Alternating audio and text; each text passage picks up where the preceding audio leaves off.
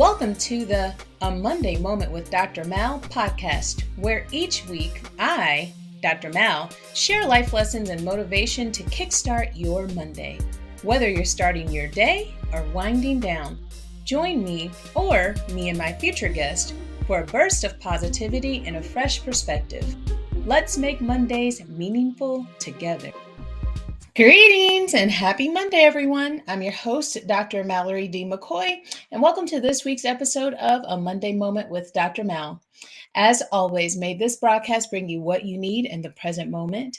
May my light exude positivity and kindness, and may my love be extended to all who could use a little extra. Ashe. Let's seize the moment. Today's show is titled, What Death Workers Want You to Know.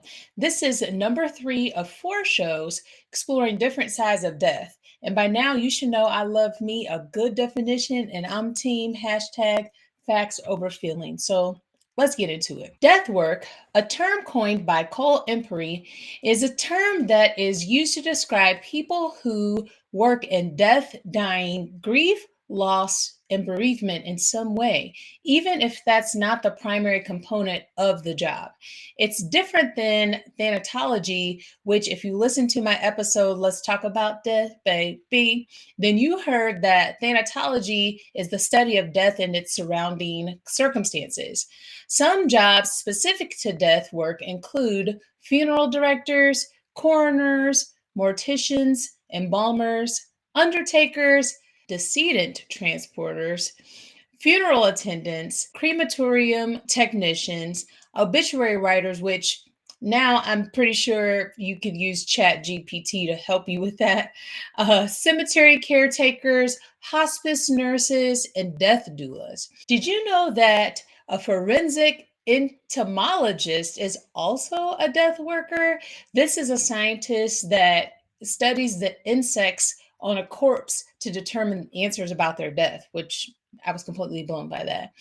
Some professions, however, are not directly related to death work, but death work becomes something that they do as a part of their professions. This includes cosmetologists, counselors, florists, engravers, forensic science technicians, drivers, psychic mediums, lawyers, and notaries. Yes, this is why I'm bringing this to your attention, because a notary does do death work. And when I became a notary in July 2020, I had no idea that death work would become a part of that. I started my business, Mallory Notary, as a mobile notary service in 2020, and then I added a remote online notarization component in 2021 with the intention of helping people with their general notarizations and helping them notarize their loans for real estate transactions. And I did do that, and I've done it well domestically and internationally since 2020. But when a lawyer friend of mine, Miss Vanita Massey, asked me to work with her and notarize paperwork, I didn't know what I was getting myself into. You see, Miss Massey is an estate lawyer, and she prepares wills, beneficiary deeds, advanced healthcare directives, and power of attorneys for her clients. And working with her, I oversee the signatures that people give on the paperwork to make sure that they are who they say they are. And with every client that I've serviced with her, we've had to speak about their mortality because that's what the paperwork is speaking about. And this has fostered certainly some beautiful conversations about mortality with her clients, but it was the last client that we visited together that was the most profound for me. You see, our conversation turned to death work, and Miss Vanita and I spoke about her actually wanting to be a death doula after she retired from being a lawyer, and that she had read this book that made her want to be one. So fast forward to my doctoral graduation. In the mail, I received a gift from Miss Massey, and lo and behold, it was the book. This book is called Briefly Perfectly Human. It's by Alua Arthur, a self professed recovering attorney. So she did attorney work and then she actually decided to become a death doula. Both being an attorney and a death doula kind of married each other because they worked hand in hand. And this is a beautiful story and it's written so beautifully human. The title is perfect for the book. And I love this book so much that, first of all, I can't wait to read it again. I'm going to read it again. And I used it in my doctoral photo shoot as a prop because I was reading it at the time and it was a book in my car. But the title is perfect for even what I was using it for. So, kind of cool. So, in saying that, that's why my guest today is absolutely perfect for this topic. And the topic is what a death worker wants you to know. And she's right here in Kansas City, which makes it even better. So, all guest podcasts are titled What They Want You to Know. And my intention is to dive deep into the minds of experts, thought leaders, and fascinating individuals to uncover the one thing they want you to know about their area of expertise. I intend to unapologetically and unequivocally center the voices of people from powerful groups targeted by oppression. However, if there are others that can interject on the topic, they'll be invited to the cookout. I have no problem with that. And like I said, this week's topic is what a death worker wants you to know. And this week's guest did not disappoint. And of course, our conversation was incredible, and I can't wait for you to listen. But before that, let me tell you who she is. Racquel Phillips is a Kansas Citian who is also a funeral home director and is in the process of getting licensed as a funeral director. With a deep passion for mortuary science, she is a published author. She works full time in a funeral home and she volunteers for the Missouri Palliative and Hospice team. She sits on the board for Kansas City End of Life as a certified death doula, furthering her commitment to the end of life care community. In addition to her main career, every day she hustling because she also owns several smaller brands and is the administrator and co-owner of her spouse's cleaning company. As a dedicated entrepreneur, she exemplifies a strong drive to succeed in business, especially among women worldwide. She describes herself as an intuitive and determined professional, guided by a deep belief that through God, anything is possible. Formerly a member of Zeta Amici Auxiliary of Zeta Phi Beta Sorority Incorporated, she regards it as one of the best organizations she could have joined. And I didn't even know that we would connect in that way because I'm Z5B all day. Firm in her conviction that family is the most valuable asset, her family consists of a loving spouse, 5 children, and an adorable 3-year-old grandson. After the tragic loss of one of her children, she became a passionate advocate for roadway safety, working alongside the Missouri Department of Transportation to push for legislative changes in her community. So, without further ado, here is our conversation. Welcome to the podcast. I'm so thankful and so excited to speak to you. And I just want to start by you telling us a little bit about you. Woo, a little about me, little on me. I am a serial entrepreneur. Okay. So I'm so many things. In the daytime, I work for a funeral home. At nighttime, we run a cleaning company that we own and operate, a detail shop for cars that we own and operate. I have a virtual dispensary. I volunteer with the palliative care team for Missouri Palliative Care. I'm a board member for Kansas City End of Life Death Doulas. We had 6 children. We have 5 now. We lost one in a fatality car crash. I'm a grandmother to a 4-year-old grandson who keeps me busy, and I am that girl. And I you am are her. that what? You better say, listen, you better I am her. no, Published say it. author. I just gave my lip gloss brand to my daughter. Lashes, fox nails, however you want to say it, fake nails. I am. I like to eat good. Look. Every day she hustling. Ah! I love it and I'm here for it. And I mean, you took us briefly. I mean, you missed that you're a published author. I'm a We're published gonna author. add that because I that's am. I want to talk a little bit about before we get into death working. I want to talk a little bit about you saying that you're intuitive. Can you describe a little bit for me what how you would define your intuition? I would say knowing your calling.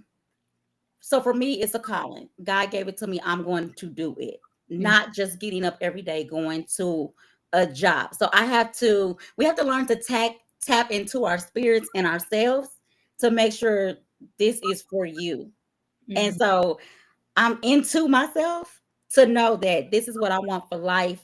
I don't want anything else but what he has for me. And most people don't know that, but I know that about myself.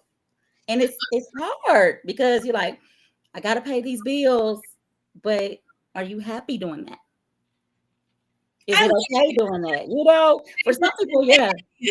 I For me, no. this. I love this because I literally just had this conversation today. I literally did. For me, no. I wake up some mornings and I be like, okay, God, you did it. You woke me up. And I go to work and I'm happy. And sometimes my colleagues are, why are you this happy? Well, if I woke up, right, my eyes are open and I get to breathe a breath of air, that is absolutely amazing for me. I shouldn't be angry or upset.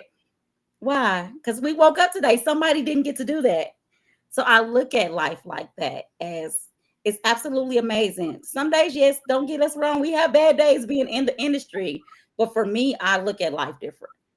You actually answered one of my questions that I have later on, but I'll keep going and then I'll ask the question formally, and you can extend on that if you'd like, because I love what I'm hearing already. I can feel and sense that we are certainly in alignment because this is exactly the conversation that I want to have and about this work. Right. So a question that I ask all of my guests is I'm ready. what's one thing you want us to know about death working? I would say what we need to know is that we should have either what's most important is a pre-need. Pre-need is for people who are going to be passing. Insurance is for the living. We should have one or the other. There should never be a reason that a family comes in and do not have what they need to take care of their loved ones financially. I love that. And can you tell us like what is the process? Because this is actually my first time hearing the term pre-need. We all know about life insurance, Right? and we know that it takes care of the living. But Right. what is pre-need specifically? So a pre-need is just another form. It's not insurance, but it is paying for everything that you're going to need when you transition or your loved one transition. And it locks in the price with the whatever funeral home. It locks in that price in that moment. Even if you pass away 10 years from now, if you have a pre-need, it locks in that price. Your pre-need turns into an at-need, right? So now I have this pre-need. Grandma's passed away. Now she needs it, right? So the pre-need is solely for you to make all of your life's preparations in a financial stance, right? Okay, and where would one purchase a pre-need? From a licensed insurance agent. But I will say I will put a little hint on that. Most of funeral directors are a pre-need agent. Okay, so they could go to the funeral home. Go to the funeral home, and a lot of times, like the company that I work for, um, our pre-need agents come to we call them service counselors. They come right to the home. They'll have coffee with you, and just take you along that process to tell you what you need. A lot of people don't come to funeral homes because they say we are salespeople. I don't sell you nothing. Mm, You get whatever you want, and I'm there to help and assist you. And right. that's we don't sell you anything. And first you got to come and see us to know exactly what you need because you don't know what you need until you need it, right? Exactly. Let's talk about what type of death worker are you? Because under the death working umbrella, you hold many positions. I do. Can you list the positions that you have just under the death working umbrella? Okay, so for the funeral home, I've been so I'll say as an apprentice, you have to serve an apprenticeship for 1 year. So I've done that, right? And then now I'm currently taking my national boards to become a funeral director. So right now I'm just answering the phones at the funeral home, assisting them if they need to pick up the death certificates. I can do everything right now, anything in the office, nothing that a funeral director does. I cannot do that right now until I am fully licensed, because once you get your apprenticeship, graduate, you can no longer do an apprenticeship, right? You got to get your license. So I do that for the funeral home. When I'm not doing that, I am sitting vigil. I'm the vigil guru for Missouri Palliative Care. Vigil is when somebody's passing. Family may need to take a shower. They may need to go grab a bite to eat. They may need to just step away for a moment. So I'm there with their family member while they transition. Or I did not know, a lot of people don't have family and friends and no one in the world to sit with them. Nurses can't do it. That's what we do. So I go in and I sit vigil with them as they transition, right?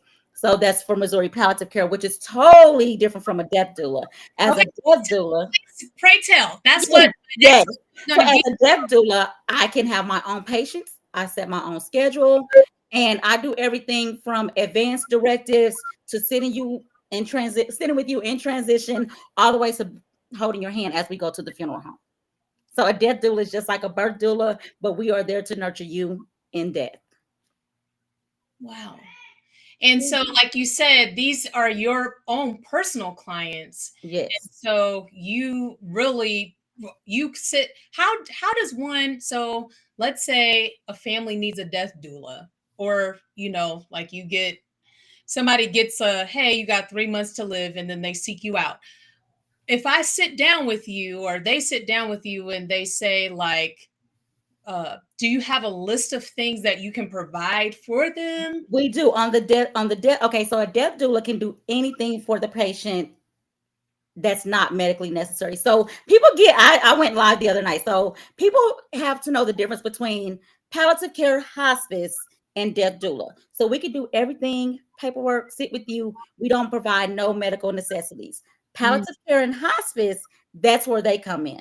So we are two different entities, and I like to keep them separate because people get confused. Like, well, there's a doula. No, we can't give you any medication, but we can talk to hospice and keep you comfortable right along the way. So we'll see. We have a necessity sheet. What do you need? What do you want? Do you even want the medication? If you don't want any of that, then here's what you need: A, B, C, D. And we're there to guide you. You want to have a celebration of life before you pass. That's what the doula is there for. Advanced directives, getting all your needs and wants, talking to your family, coaching, letting them know what's going to happen when grandma's laying in the bed going through her transition. mm, mm, mm. Yeah. And it's scary. Death is scary for people. But I'm like you, I want to educate. We have to know the difference between the two, but we have to know that we are going to be in that bed one day, Mhm. taking that transition in life, right? Because everybody's like, oh, I'm 12. I'm never going to go anywhere. I'm going to live till I'm 100. But this day and age, we're not even living past 20, 30. Well, and I will have a little preface that I say before I air our conversation, but I want people to understand. And one thing that I want to say is like when we agree to one side of duality, we also agree to the other side. So Right. by the simple fact of us agreeing to live, however Yes. we decide to agree to live, then we Yes. also agreed to die We because we're do. mortal. And so, but oftentimes I would sit down with people, across the table, and you could see in their eyes, they didn't have to say anything. In fact, Right. I mean, some people did say it, but it would look like they were dying by signing the papers. Right. Like, no, this is not, you signing your will is not saying that you're dying. It's just No. that you're preparing in the event so that your family only has to focus on their grief as Right. opposed to focus on taking care of your financial everything. And Right. so I think that there's something to be said when because my podcast is centered around Black and Brown voices. Right. There's something to be said in our community, the Black community specifically, where we're scared to die. Yeah.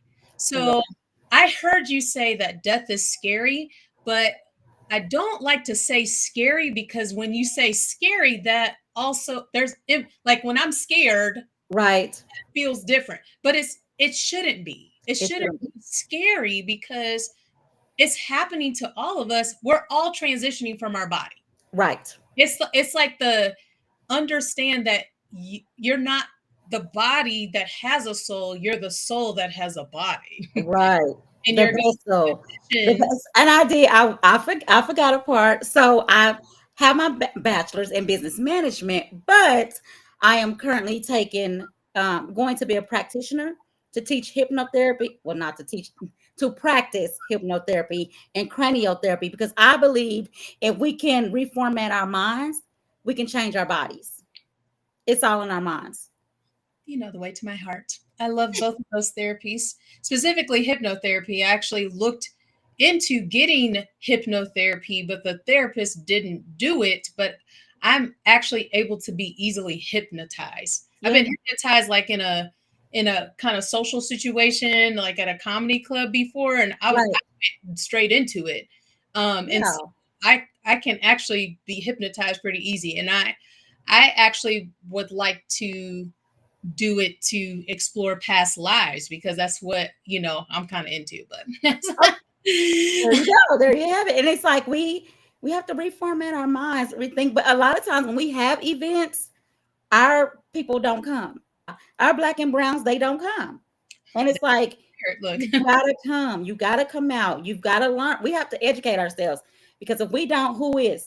hmm I noticed that you also put on the inquiry form that you were an undertaker. Can you explain what is an undertaker, and also can you explain what a mortician is? I can. So Okay. the mortician would be who who does your hair, who styles your makeup, your nails, all of the beauty aspects of it. Undertaker is the person who it doesn't have to necessarily be on the removal team, but the undertaker is the person that brings you into the funeral home or said crematory, and they can bathe you. They can. I mean, I've been in 12 years now. So under apprentice, I've dressed, help assisted dress, bathe, no embalming. That's just not my thing. Doing removals. That's how I got started. So the mortician does your beauty, right? Mhm. Undertaker brings you in, and it's like an older form of, way back in the day when they had funerals at home. The undertaker would come to the house and do everything. It's just a fancy word for getting you back together. Yeah. Okay. Listen, I'm learning today. I'm really learning. So my friends actually had some questions because I told them I was interviewing. I was interviewing you, and they were and family. They were just as excited as I am. So the first question that was asked, and actually I'm interested in this, and you kind of touched on this a little bit. It's a two-part question. Okay. How has your profession affected your view on life in general, and then how has your profession affected on how you live your life? So I would say I live my life like it was my last day. You can't tell me no. You don't stop me from being me. And I do what I want to do. Right. Um, I am the person, I always tell people this is how I explain it. I am the person who has lost everybody close to me. I lost my mom, my grandmother, my brother within 6 months apart. I'm the girl at the table, right? Helping make arrangements. I've lost aunties, uncles, a child, right? So it's like, how do you continue to go forward when you've lost all of your inner circle to help you? And I just believe in living it like it's my last and going forward. I can share it. So Simone is my husband's oldest daughter who we lost in a car crash. I look at life so differently now. I talked to her in the morning, she was gone by the afternoon. So I look at life as any second that we get is absolutely amazing that I get to talk to somebody or they get to talk to me. And that's how I live life. I live it. I truly live like you ain't gonna see me tomorrow. Because I mean, when you're 21 and 20, oh, you're partying, you're turning up, as the kids say, you're having fun. You don't care about life. You think it's gonna be you're gonna be 100 years old. But when I lost my mom, I'm like, man, you're 40. You're supposed to be here till you like 90. She was 40? My mom, yeah. She was actually 40. Actually, I think it was 52. She's been gone for about 20 years. So there was like 52. Um, Breast cancer. We didn't know. Doing your mammograms, checking them, making sure everything is on point, and you go to the hospital for the flu and you don't make it home. Well, you make it home, you don't wake up the next day because you didn't know you have breast That's cancer. wild. And I've not experienced that firsthand. Well, I lied. I totally have experienced that firsthand. But as a notary on the outside of my family, people needing urgent paperwork done, and you're going to them, and their person that they are needing the paperwork from is barely alive, and then you find out, like 2 days later that they've passed away, and it just happens so quickly. Right. um, it's like life is but a dream, literally. So it's changed me. I mean, I'm 12 years now. So when I first started, it was just like, God said do it. I said, okay, Lord, you said do it. I'm gonna do it, right? And I got in there. I was like, okay, no. My very first removal, a body sat up on me. How I did it, I don't know. I was like, yeah, nope, Lord, it's You not are me. I quit. intuitive.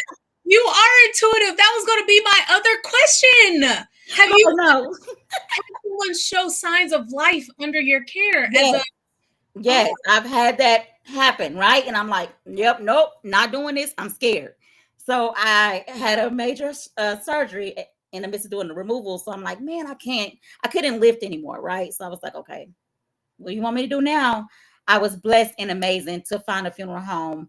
Didn't have nothing but the removal experience under my belt. Went in, dressed, drove the cars, did everything but meet with the family. And I worked for them for 6.5 years. Absolutely amazing company.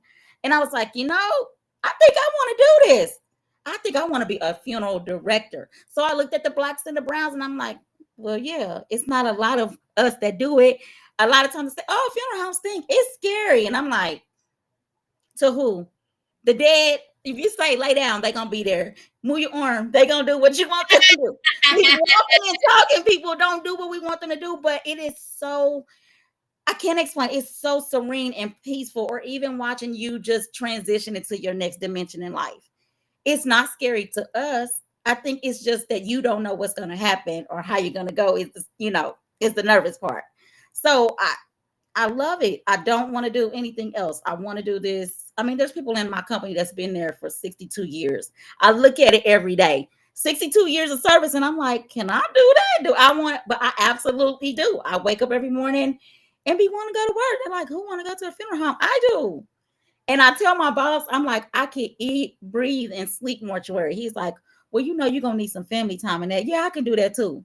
But this is my passion and my purpose. I have to reach my people, let them know the ins and the outs, the do's and the don'ts, and get it together because you're going to go one day.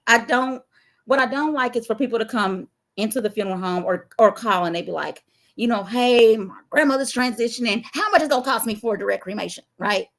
And you're like, this is the price. And they're like, well, it used to be, there's nothing that I wouldn't do for my mama to get her back, but there's no dollar amount that I wouldn't pay for her. So we look at it as a dollar amount, but funeral homes have a lot of expenses and overheads too, right? And they got to pay their staff, but you don't want a $20,000 service for yourself. You don't want to go casket for yourself. You just like, I'm dead. Too bad. Oh, well. So we have to educate ourselves to know that you need something in place for when you go. The burden should not be on your family trying to figure out how to pay for your service.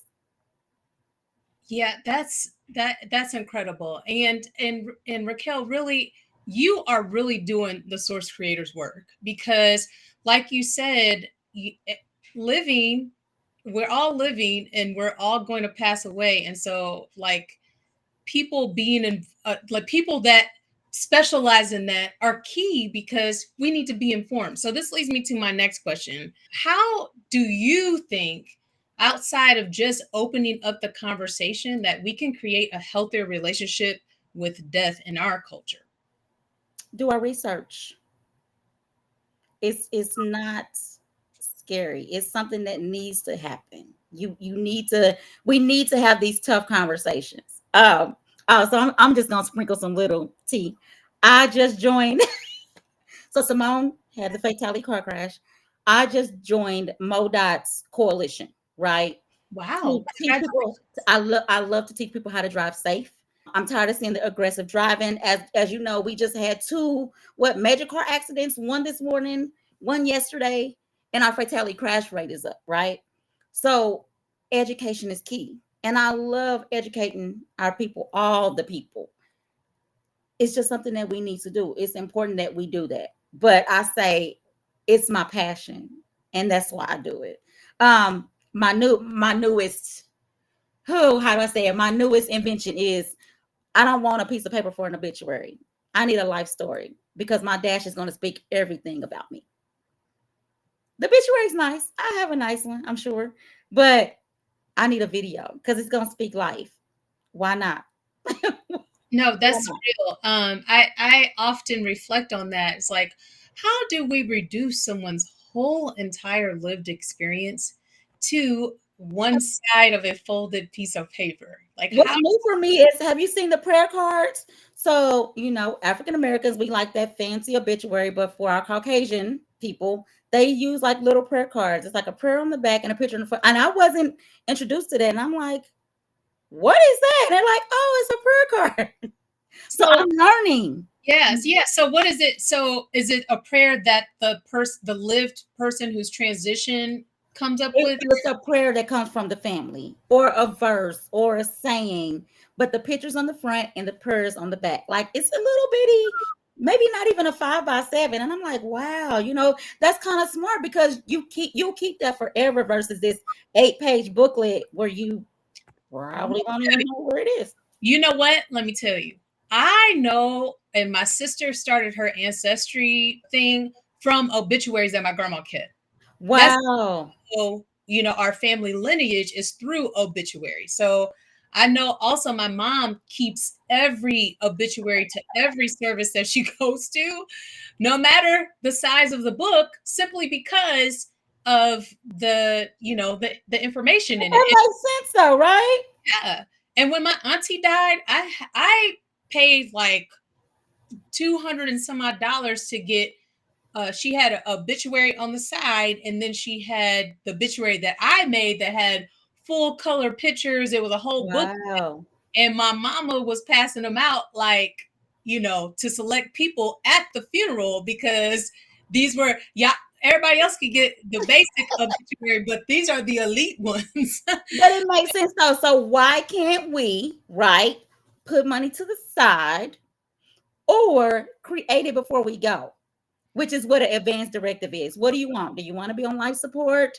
Do you not want to be on life support? Do you want your Uncle Jimmy there? Do you not want your Uncle Jimmy there? Who has the right to disposition? So a lot of times, us, right? So you would think that your husband, he's your husband. If you pass, he has the rights to you. But here lately, I've been noticing that just because it's your husband, kid, dad, mom, they don't always have the rights to you.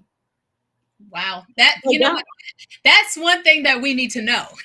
That's really the one thing that we need to know, because that, if that's true, or not, if that's true, that's true. That's Right. a common misconception.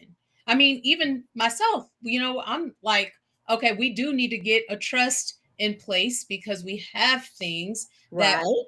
are, but like, there's no rush to it because it's like, oh, well, you're my natural second in line. You know what I'm saying? Like, you naturally get everything because we Right. want, But right? it doesn't go like that, right? And I'll sprinkle some breadcrumbs out here for the watchers. Tell the people. So even though you have a durable power of attorney, I see it every day. I took care of my uncle for 15 years. You can have the rights to his money. You can have the rights to make his health decisions, or if advance directives. But then when it comes to the disposition, you don't have the rights to that, right? So I got his money, his house, his cars. I could tell him to put him on life support or not on life support, but the disposition is the key. So it's called the right to sepulcher, and every power of attorney should have one if the attorney knows how to write it correctly, naming that person for disposition. Everybody should have one, because when you come to the funeral home, you got 7 children, say mom and dad still living. You're like, well, guess what? Everybody has the rights because there's not one person listed. And we see it every day. Like a parent has 6 or 7 kids, right? They all get to make the decision. Or you lonely grandma, you just got grandson, but then here magically comes another loved one, right?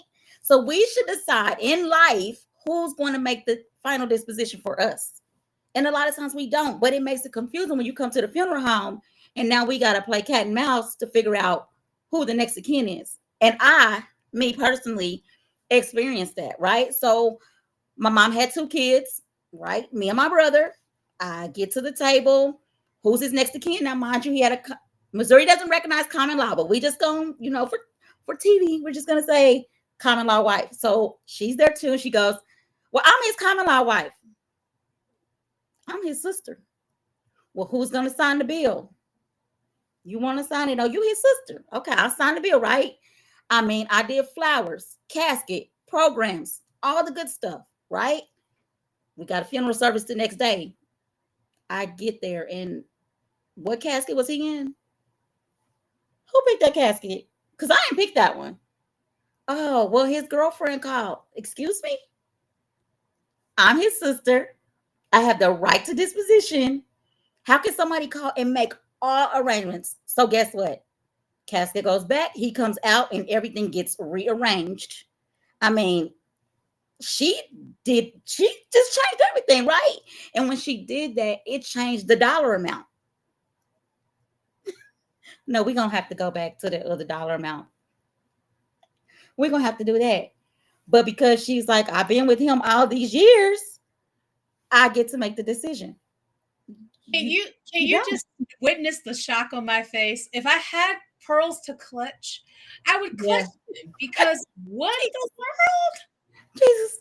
I was like, wait a minute, that's not the casket, right? Because you go for your first view, and I'm like, wait a minute, that's not it. That's the top. You got the Cadillacs of Cadillacs. Wait a minute. Who did this? Did I give you the approval? But then that falls on your funeral home, because you don't change nothing without talking to the person who signed the contract. And God rest her soul, she was absolutely amazing. But baby, we don't do that. Wow. So having your ducks in a row, right? Before you go, having these tough conversations as you go, it'll make you appreciate life so much more. Because guess what?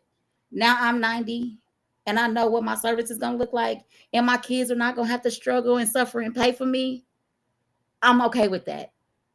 I'm okay with that.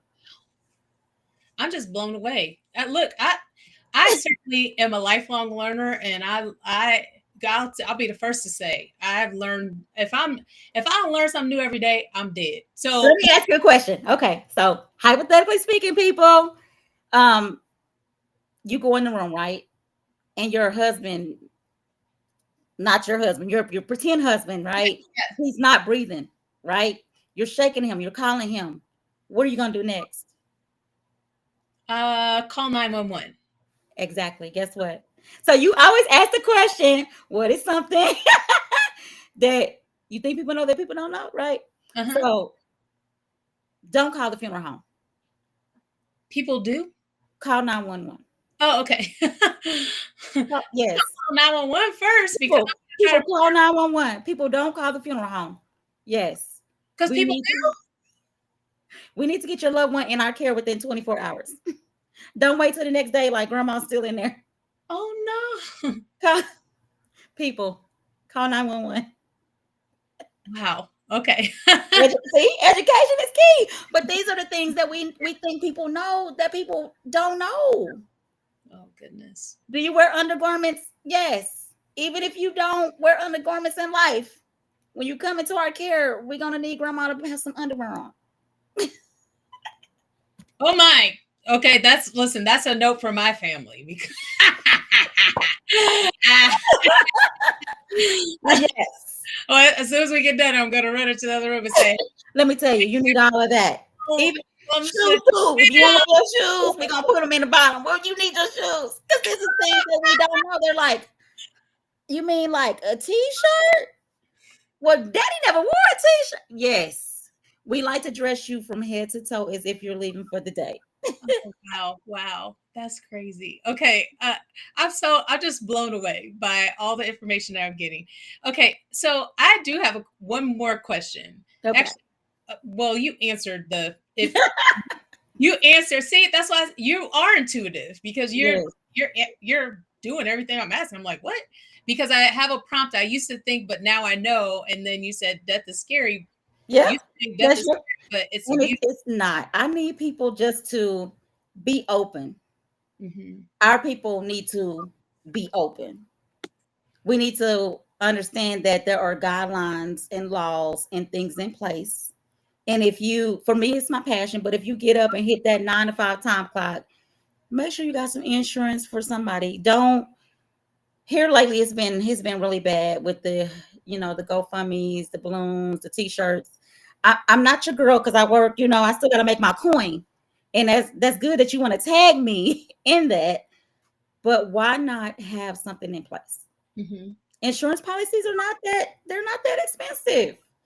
And we need it. Don't have people in the mindset you're not gonna go because you are, or it's too expensive because it's not. Nothing's too expensive for yourself because we eat a lot, right? I Oh, go to McDonald's and spend $50. yeah, I was gonna say to that. Don't wait till you're sick to get And don't wait till you're and let's vaccine. we promote healthy living. Hmm. So go to the doctor, see what's wrong. Don't wait and then be like, I got stage 4 cancer. No, because we promote you to live. We want you to live. That's why I love the doula so much. We being a doula, we promote you to live. We know you're gonna go there, but why not live right now? You can have a party while you're alive. We celebrate in death, but why not in life? The party. Have a party, have a party, bring Yeah. some snacks. But we educate black and browns. We've got to educate ourselves. Funeral directors are not crooks. Funeral homes are not crooks. Yeah, If so they are, you're going to the wrong funeral home. right, no, it's real. So this is actually a question for me because it was spawned by you saying earlier that death doulas can do everything but provide medical care. So Correct. in that sense, do you have any holistic things that you can offer a client? We have one spiritual and holistic coach on the team, which is why I'm getting my practitioner license for cranial hypnotherapy so that we can do some of the because I got to take this whole 6 month spirituality course. And I think it's much needed, right? Because I feel like sometimes as we transition, our spirits get stuck because where do you go? Right? Because most times when you transition, you don't know that you're gone. So in your eyes, you see yourself as still here and you get stuck. Or I tell my kids because they hold on to her baby's still here, and I feel like everybody's holding on to her. And sometimes, because my grandson, he talks to her, he has whole conversations. She's stuck, right? She's stuck. So we have to pray her through to get to where she go so she can start to rest. Because as long as we hold on to them here, they're gonna be stuck. Like when you're in palliative care or you're sitting vigil, sometimes the nurses will go and I think it's so cool. They'll let the windows up just so that your spirit can go where it needs to go. Spiritually, we need to be connected with oneself so that we don't get stuck in transition and don't know. You know how they say, walk into the light? I've been in the spiritual realm since I was about 12. Like I would know when someone passes. I can see the good and the bad physically, right? And people. And so a lot of times I just pray my people through. Like, it's okay, Mr. Johnson. I'm here. I'm not leaving. Rub their hands and just be saving space for them, right? So I'm taking on all of this for you just to be okay to go. And sometimes I can see them go. Sometimes it's like a little orb that floats away, but just being in that moment. I love that you're talking about this. Just in that moment. You have to put your head in the right, mind space. And my husband be like, you bringing all them people home. And it's so funny. And I'll be like, did I? Like, what was that? Because I can see it and I hear it. But then sometimes my family can too. So it's kind of like, Mama, did you hear that? Did you see that? So Like what? it's Yeah, different. It's different. that is actually, that just spawned a whole nother question, because I did want to ask, and I wrote it down, but I just didn't ask it because I let you take me there to that space, because that's why I asked you, what do you mean when you say intuitive? Because I heard you speak about God, and I just, because the episode that's right before this episode that airs is me talking to my psychic medium. I Okay. am completely I watch near death experiences. People talk about it for fun, like that. Right. I've done deep dives. This book is actually a book that I posed with for my after I finished my doctorate. This was the Okay. first book I got after Wow. my from the lawyer that I told you I worked with, and she talked about her being a death doula. And then this was presented to me, but I was already into, near death experiences and spirit, and I'm talking to spirit every day. It Spirit happens. around me every day, It and so happens. I was waiting for you to go there because that is what I'm, like, actually, my friend, she said to me today, she was like, she heard that the body recognizes like that it dies like 2 minutes after that it passes away, Right. but she doesn't believe in, the afterlife because she's highly religious. So I guess if you are religious, because I haven't even asked you that, but how do both of those live in the same house? how Huh. how is you being intuitive and seeing spirit and knowing that you carry spirit on you, because people do carry spirits on them? Yes. And it's to me, it's the bad ones that scare me. So what I don't know what it would look like to you, but to me, it looks like a skeleton face. So I Mm, can see the good and the bad. I can walk up on somebody or I can see it and it's just like it looks like scary, like a skeleton face, and I can fully see it like, oh, you a bad person. Or if you're absolutely amazing, you have like this glow and this aura and you're gorgeous. mm, It's not so much those that scare me, but it's the ones that I see like, oh man, your spirit is just bad. Or you driving and then you look and you'll see it and like, what mhm, is that? And so it's different when you try to explain it to people because they're like, "Oh, girl, you're not." My mom, I was like, "Mama, I hear it, I see it," but she didn't understand. She's just like, "Girl, you tripping? You don't see nothing." But then when people die, I still to this day either I hear bells in my ears or I see a blue sky, and I know that somebody's transitioned in my family. And when I start to tell her that, she's like, "Oh, I get it now." But being in the visual space when you see it, I just try to pray them through, right? Because we can pray, we might not have didn't pray, we might didn't repent, but we did bad things in the world, right? I don't want you to necessarily go to where the lake of fire is, but I do want you to go to where it's you can get your own mansion. So when I'm sitting there, I'm praying, whether they're spiritual or not, because right, they're transitioning. And if I'm with a family and a family, I'm just like, just can I pray for your dad? And they'll be like, okay, most of the time they say, yeah, they don't. Dad wasn't spiritual, but can I pray for him? Right? Because I want to save your soul if there's any way to save it. But when you're, you know how you do, they sometimes they do the labor breathing and you think they're gone and they're not. And then they'll be like, oh, and you be like, oh, okay, wait a minute. What are we doing? What are we doing? But then as they transition, and I'm praying, like, Lord, just take them, just bless them, repent for their sins that they've done something in this life that they shouldn't have done. Lord, may you forgive them and just get them in your peace. And it's just like I could feel it when the body transitions. It's like my body will go like, and then I'll look at the nurse and be like, "You can call it this time." Like, are you sure? Then they get the check and they post. I'm like, I'm seeing it, or sometimes they can see it and they be like, Did you see it? I'm like, yeah, I seen it. I'm chill, so I'm like, I'm just a volunteer. I seen it, But we got to tap into it in order to see it.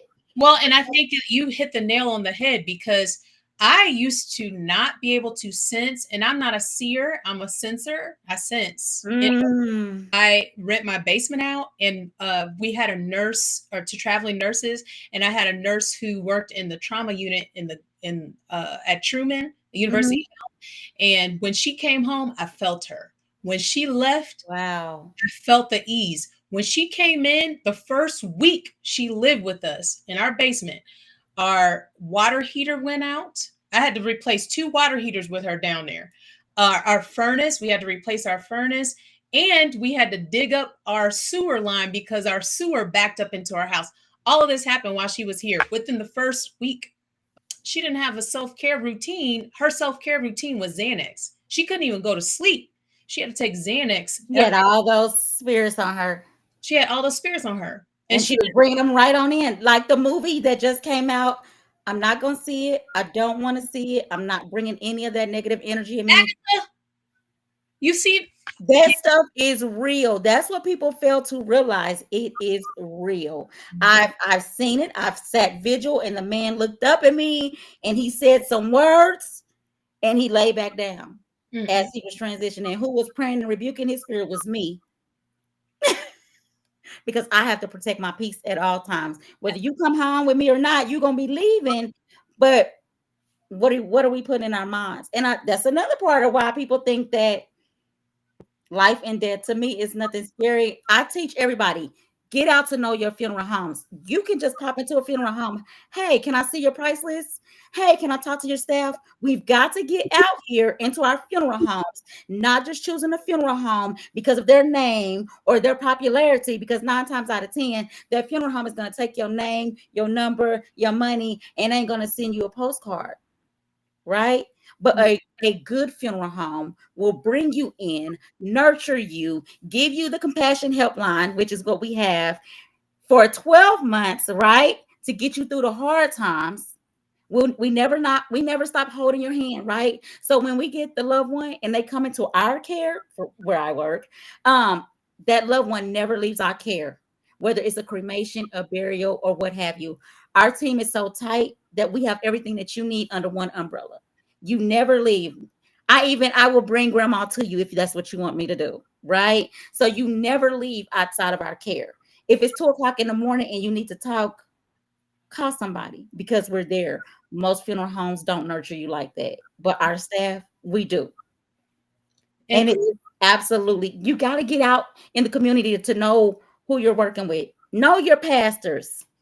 Know what cremation is. Don't just say I want cremation and don't know what it is. See what all it entails. Nothing scary about it. Go to your local cemeteries. See if the hype is what it is. See if that's the cemetery for you. See if that's the headstone for you. Don't just choose it because grandma, grandpa, and everybody went there. Just and get some positive energy, right? mhm. Get some positive, and we need positive vibes because so many times we get disconnected and we get attached to our phones. We don't even talk to people anymore. That's triggered, because it's true. Yeah, we got to. So don't just, oh, let me get online and look for a funeral home. That's what we do. Get online, not the funeral home for you. Get out, talk to the people. Mhm. We got deals and discounts too. I love it. So what specifically do you do for self-care though? I'm curious. How So do I was getting, these are press ons now. I was getting my nails done for self care. I would get my nails done.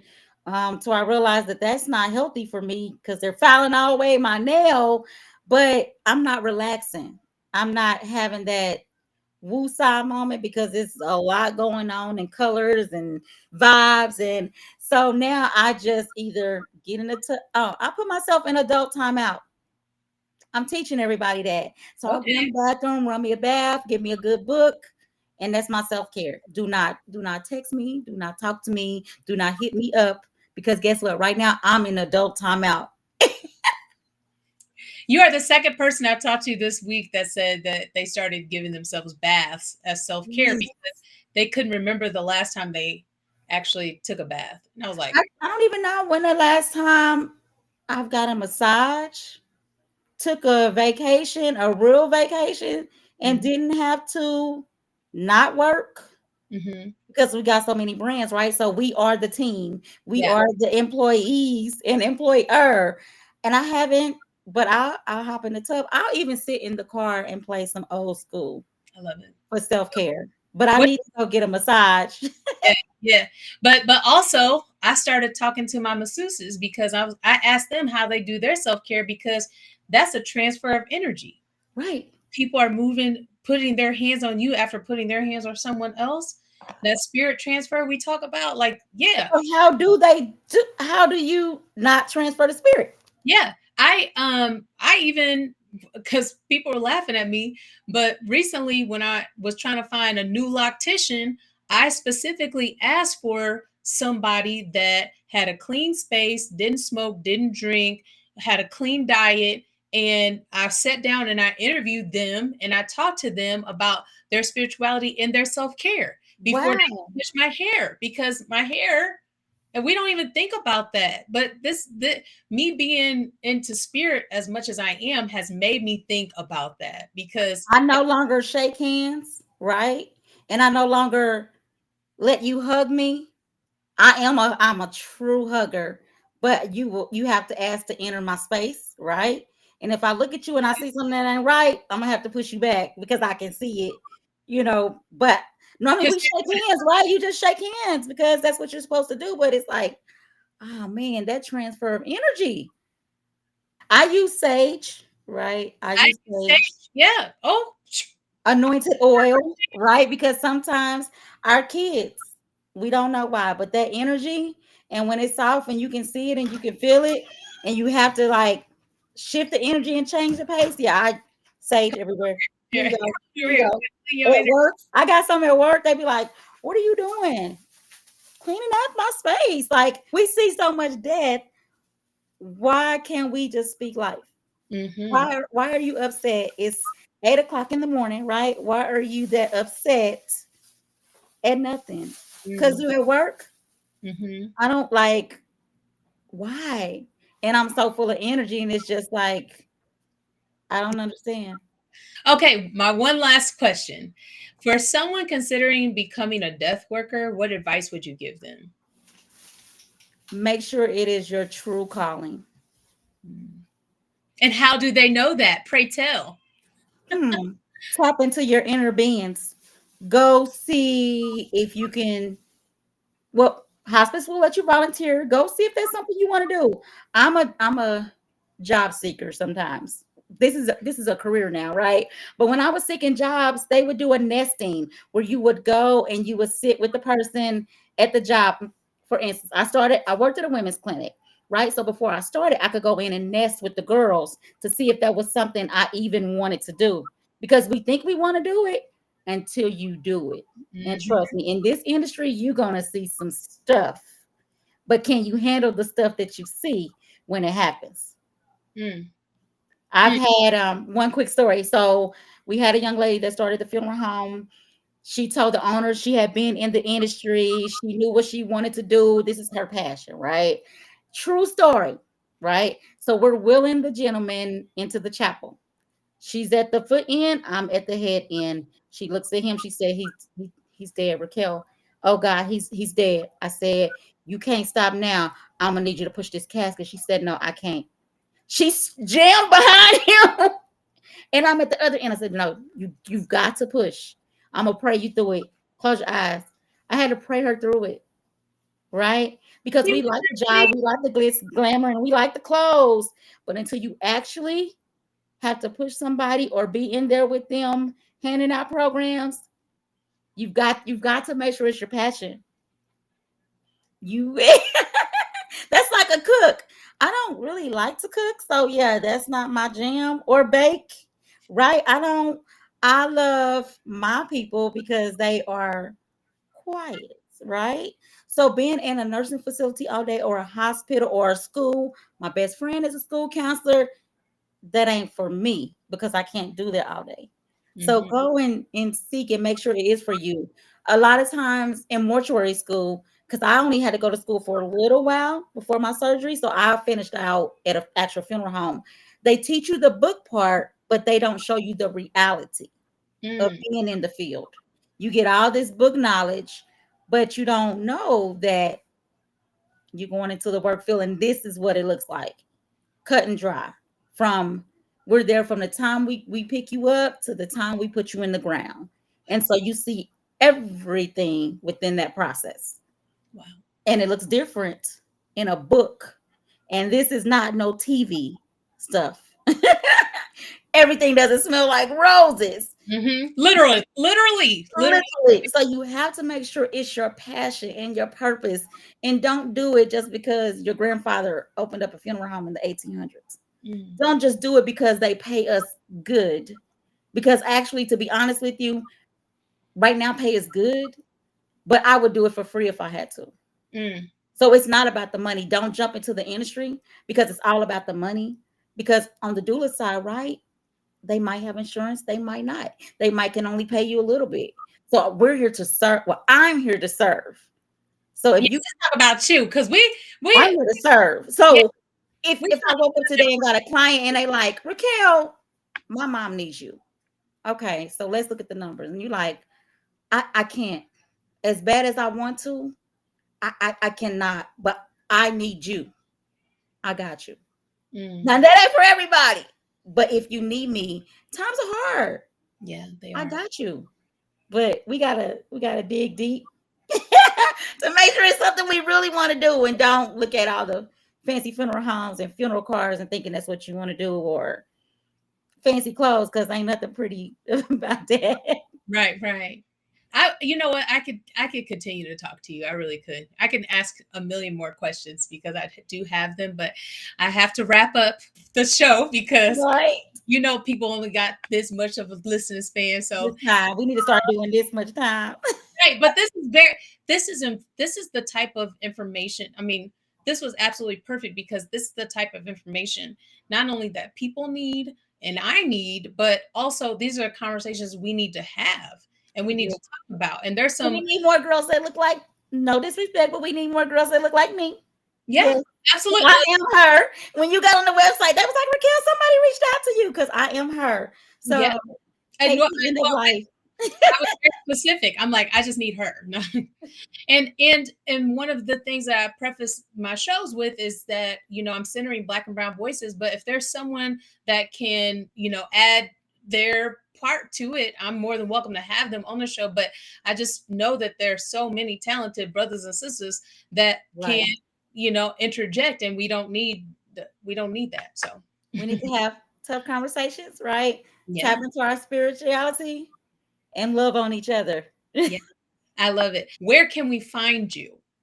So I am on Facebook under Racquel Phillips, Racquel. Last name is Phillips, Phillips. If you go to the Kansas is KC End of Life, I am on their website. If you go to Missouri Palliative Care, I am on their team as well. Otherwise, wow, Moni's Prestige Cleaning Service LLC. make you make you shine auto detail LLC or Cano Glow Virtual Dispensary. No, say it all. Say I want. All of that. All of that. Oh, my book is on Amazon. Mommy, Where's Grammy? Mm-hmm. That Yep. part. Yeah. All the things. So find her in all the ways. She's got everything that you need and more. Like you can calm down, you can die, you can live, you get your car detailed, you all the And things. your house clean too. Read, clean, read, all the services. And I love that, you've capitalized obviously on the services that people need. And Right. one of the services that people do need is death services because everybody dies. And We so, do. well, that's all for me this week. Thank you for tuning into A Monday Moment with Dr. Mal, now proudly a part of the Alive Podcast Network website and app. And you can find this podcast streaming across your favorite podcast streaming platforms. If you love to have the visual, you can tune in to my YouTube channel, When Mallory Lives, to see the show and catch up on all my shows from the beginning. A special thanks to Raquel, who was willing to share her expertise with us on a public platform such as this. I'm humbled that she chose to spend time with me. I loved her energy, and I love that she shared about the intersectionality of her religious practice and her intuitive gift. Also, if you watch this on my YouTube channel, you'll have to check out my learning face because she was dropping so much information and my mind was blown. If you need any of her services, make sure to reach out to her on her Facebook page, Racquel Phillips. So, next week, the series continues and wraps up, and I'm excited for you to hear the show. Tune in for a show titled What Spiritualists Want You to Know. You don't want to miss it. Until then, love and peace to all of you. Have the best week.